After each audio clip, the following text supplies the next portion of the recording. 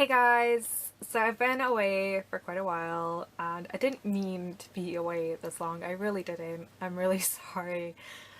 Initially when I stopped filming it was because, as I mentioned a couple of videos ago, I did have an eye irritation happen and made my eyes really red, itchy and sore, and I couldn't work out what was causing it. I thought it was maybe conjunctivitis, but you know, I cleared up so quickly it couldn't have been. But it went away and everything, and then it came back, and that's why I stopped filming. I was trying to work out what was causing it, because it wasn't a viral thing, it wasn't an allergic reaction to anything. It turned out to be an irritation to this guy. As most of you know, Urban Decay eyeshadows are very prone to fallout, and the glitter particles weren't just falling on my face, they were falling in my eye, and that was causing a lot of irritation, and hence the redness, the itchiness, the soreness, the assholeness. So I'm not allergic to them, I just can't use them consistently because the glitter gets in my eye, which is a bit of a bummer because I was actually really starting to get into loving these eyeshadows, but I can still use them like maybe once or twice a week. I just can't use them like day after day after day. And then after that I just couldn't really get back into the swing of filming. I don't know, it happens to everyone who makes videos. You just get to a period sometimes where you're really not in the mood, and I just really wasn't in the mood. In fact, I wasn't even in the mood to be on the internet.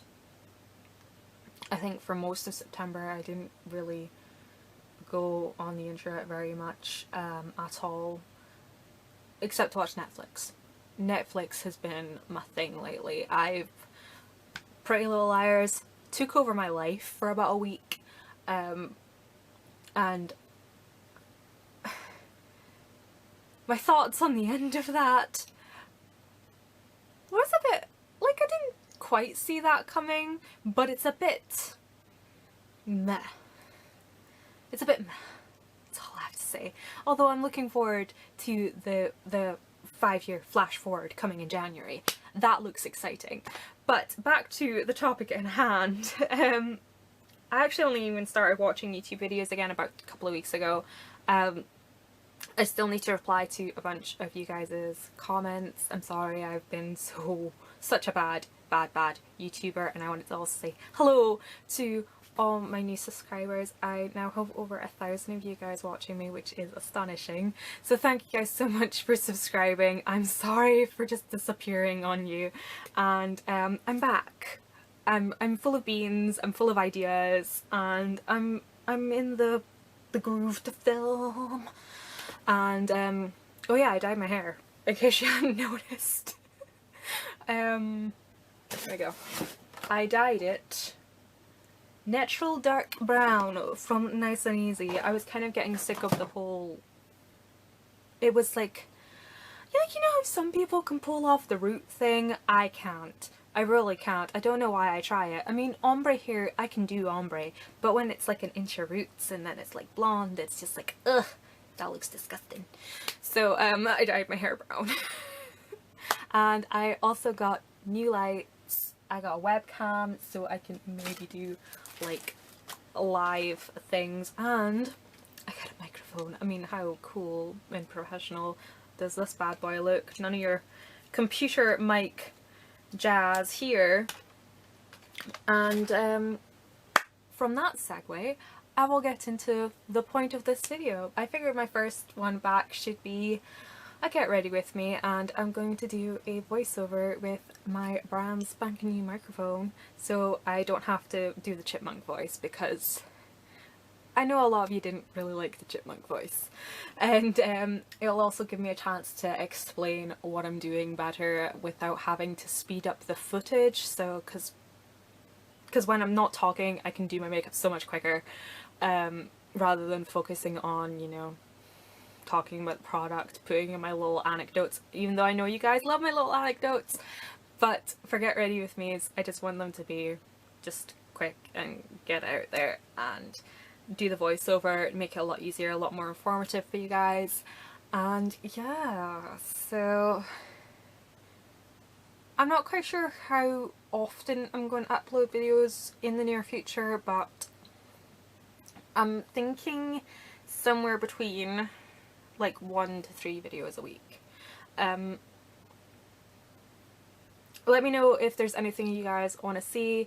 Yes, there is going to be Project Pan continuing relatively soon. Even though I wasn't filming YouTube videos, I was still kind of focusing on most of the products that were in my Project Pan. Oh, I got really out of breath for a second there. But yeah, I do need to do a great big update and talk about all the fail projects, like finish 5 by fall and finish 13 by Halloween. Oh god, they did not go good. But anyways, I hope you guys enjoy the Get Ready With Me. So just jump straight in. We're going to be using the Urban Decay eyeshadow primer. I always use a primer before eyeshadow because my eyeshadow creases like a Dickens without it. I'm going to be using all Inglot shades in this video. What I'm currently using is the Matte 355, and I'm using a fluffy sort of 217 style brush, but it's a bit fluffier. It's perfect for laying down base shadow for going in with my first crease color, which is the Matte 337, and I'll be applying that with the E35 from Sigma. This is a sort of dense but fluffy crease brush, perfect for packing in color and blending at the same time. As you can see, I'm mostly focusing the color on the outer V and blending through the crease up into the transitional area. Not only does this mean I can skip using a transition shade and busting out a second eyeshadow, it saves me a lot of time.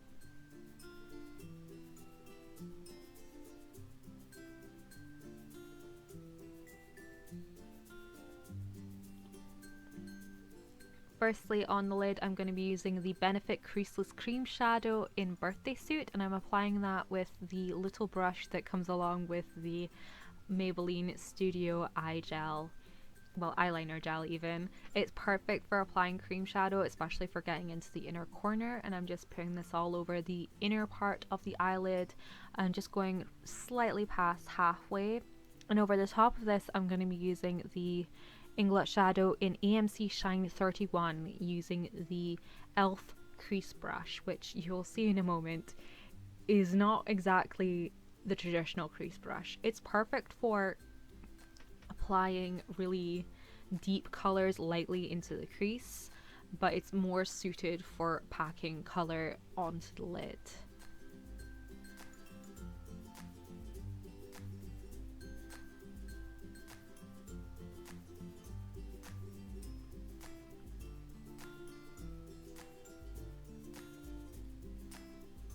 Next, I'm going to be using the AMC shadow in 52, which, as you can see, has a little bit of gold shimmer. I'm applying this with a pencil brush, but as I apply it, most of the gold shimmer doesn't really transfer, which makes this an ideal crease color. I'm just sort of defining the outer V, bringing it across the lid to meet the AMC Shine 31, just sort of blend the two colors a little bit together, and taking this up into the crease as well. I will spend a little bit of time going back and forth, adding a little bit more product here and there and making sure this is properly blended, because there's nothing worse than having your crease color like with choppy blending, or having one eye darker than the other.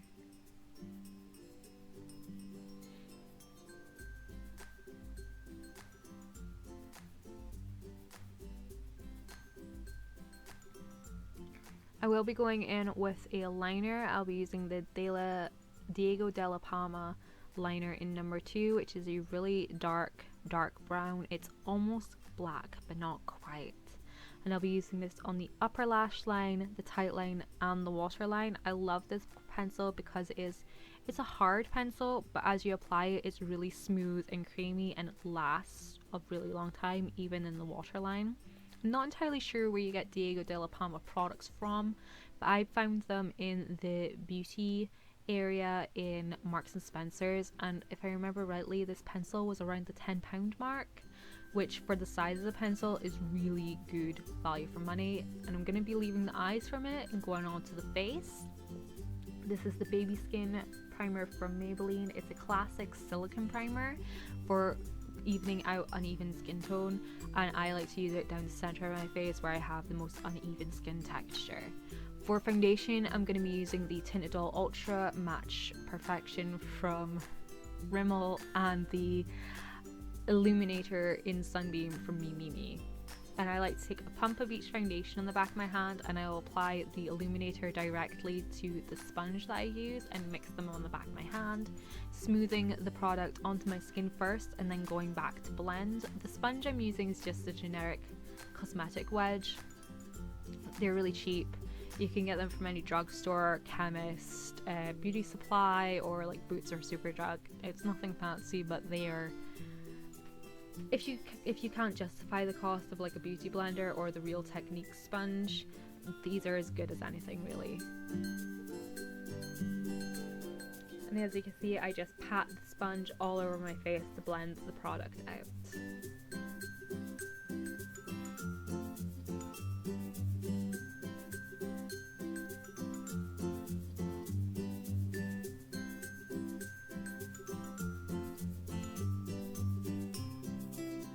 For concealer, I'll be using the Touche Magique from L'Oreal. This is like my ride or die concealer. I don't know what I'll do when they stop making this, but it just goes a little bit under my eyes. I'll pat it out with the sponge and use the warmth of my fingers to make sure it's melted into the skin. And I will set it with the Laura Mercier Secret Brightening Powder using the end of the sponge. I used to just apply it with a brush, but I found recently that it's caking on the outer part of my eye, so using the sponge and a light-handed version of the baking method helps set the concealer all day without having any cakiness happen. And the Laura Mercier Secret Brightening Powder is perfect for setting the under eye area. To set the rest of my face, I will be using a matte powder. It's the Maybelline Matte Maker powder, and I'll just be applying it with just a generic powder brush. This one specifically is the polka dot brush from the BH Cosmetics set, and it's going to apply that to the center of my face, just lightly setting my nose. And to finish off the under eyes, I'm just going to go back with the pencil brush and apply a bit more of the AMC 52 shade, that lovely brown shade, and blend it and buff it under the lower lash line and connect it on the outer corner as well, just so it's a cohesive sort of flow of eyeshadow. And in the inner corner, I will be using the AMC 31 shadow again. Admittedly, I should have used a smaller brush, but the Elf Priest brush was just close to hand and already had the product on it. That smaller brush would have worked a little bit better here. And again, I do take it up and connect it to the upper lid, just so it sort of flows all the way around.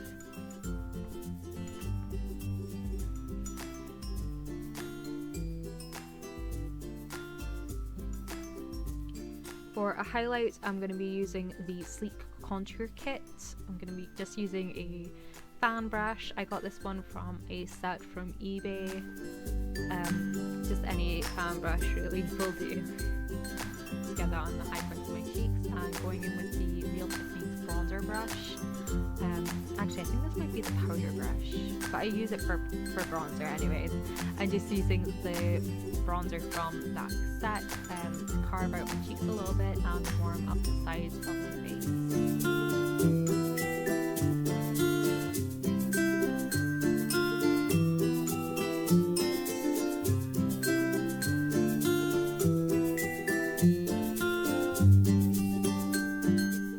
I'm going to be using one of the Revolution Iconic blushes in Fusion, and I'm using a dual fiber brush from EcoTools. Now these blushes are ridiculously pigmented. Do not go near them with anything other than the dual fiber brush, or you will come out looking like a clown. When I'm applying it here, I'm literally just tapping it into the product and just building up the colour little by little.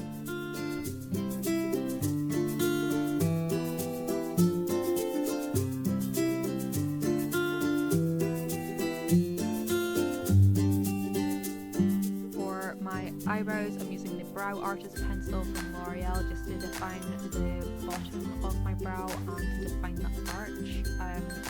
I do this first and then I brush it out with a spoolie and go back in with the Brow Artist bumper from L'Oreal or whichever brow mascara I happen to be using. I'm really enjoying the brow bumper because it's got little fibres in it and it sort of helps fill in the sparseness at the front of my eyebrows without me having to use too much pencil. Although be careful with the brow bumper because it tends to have a lot of product in the wand, so you do need to wipe it off a lot, otherwise you might apply too much, which is what I'm about to do here. See that face? That little lift of the eyebrows there? That's me applying too much. So I'll go back to the spoolie and remove some of the product. And before I apply my mascara, I will go in with a makeup setting spray. It's the Superdrug Vitamin E toner, which it's a nice toner, but it makes an even better makeup spray. It has some glycerin in it, which helps fix the makeup to your face and soften all the powder that you've applied. And the leaflet that I'm fanning myself with is advertising a building project outside Aberdeen with these gorgeous houses. They're goals for me, so I keep that leaflet on my desk while I'm working. And for my mascara, I'm using the Max Factor Velvet Volume Mascara, which is their newest mascara. I would recommend using a eyelash curler with, tripping over my words here. I would recommend using an eyelash curler with this mascara. I've tried it with the Ico one. I'm not a fan of the Ico one. It's scary, but you will end up with huge lashes and it holds a curl really well. So I would recommend using an eyelash curler with this mascara. And for my lips, I just wanted something neutral, so I'm using the Revlon Kissable Balm Stain in Honey. It's just a really nice pink shade. So I hope you guys enjoy this video. Thanks so much for watching, and I'll see you next time. Bye bye.